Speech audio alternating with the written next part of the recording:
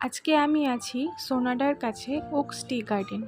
এখান থেকে চা বাগান এবং পাহাড়ে মেঘের যা সুন্দর ভিউ, মনে হয় না দার্জিলিংয়ের আর কোনো পাহাড় থেকে পাওয়া যাবে। একদমই জনমানব শূন্য অফবিট একটি জায়গা। এখন বর্ষাকাল, তাই মেঘের পরিমাণটা বেশি। বাকি সময় আসলে এখান থেকে পরিষ্কার সমস্ত ভ্যালি দেখতে পাবেন এবং দার্জিলিং শহরটা এখান থেকে পুরো পরিষ্কার দেখা যায়। ওই যে দার্জিলিং শহর। এখানে থাকবার দুটি জায়গা আছে, একটি কাফেল হোমস্টে আর একটা চিয়াবাড়ি হোমস্টে। আমরা এই কাফেল হোমস্টেতে ছিলাম। এখানে মোট 3টে রুম আছে। রুমগুলোর মধ্যে 2টি বড় বড় বেড আছে, যথেষ্ট পরিষ্কার। খাওয়া দাওয়াটা খুবই ভালো। আমরা যেহেতু বর্ষাকালে গিয়েছিলাম, তাই আমাদের 1300 টাকা করে জনপ্রতি লেগেছিল। একদম রুমের সামনে থেকে যা ভিউ, তা সবসময় চোখে লেগে থাকার মতো। সারাদিন বসে বসে এখানে ভ্যালি দেখতে দেখতে কেটে যাবে। রুম থেকে এরকম ভিউ দেখে, শুধু চা বাগান, তার উপর দিয়ে মেঘগুলো ভেসে চলছে। যেহেতু বর্ষাকাল, মেঘ আছে বেশি, তাই ভ্যালিগুলো দেখা যাচ্ছে না। আকাশ পরিষ্কার থাকলে ওই সাইডে সম্পূর্ণ কিছু পরিষ্কার দেখতে পাওয়া যায় এবং এত অপূর্ব লাগে দেখতে। এখান থেকে আর কোথাও যেতে মন চাইবে না। সারা দিন এখানে বসে কাটিয়ে দেওয়া যায়।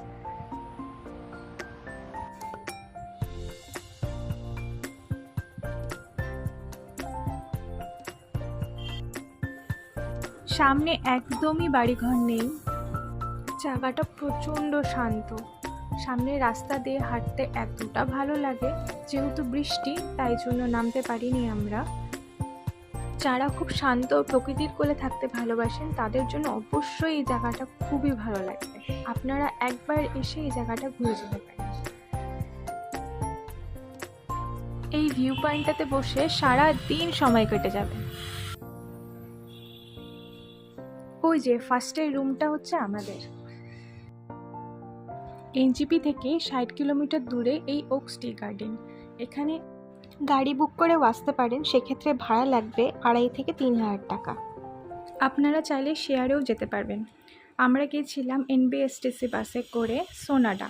ভাড়া লেগেছিল 106 টাকা জনপ্রতি। আমি 4টা আপনাদেরকে পাঠিয়ে দিচ্ছি। পরে ওখান থেকে হোমস্টের সাথে কন্ট্যাক্ট করে ওরা গাড়ি পাঠিয়ে দিয়েছিল। ভাড়া লেগেছিল 500 টাকা। রাস্তা খুবই খারাপ ছিল। সোনাডা থেকে হোমস্টে অবধি খুব কমই শেয়ার গাড়ি চায়, তাই আমরা আগে থেকেই কথা বলে রেখেছিলাম।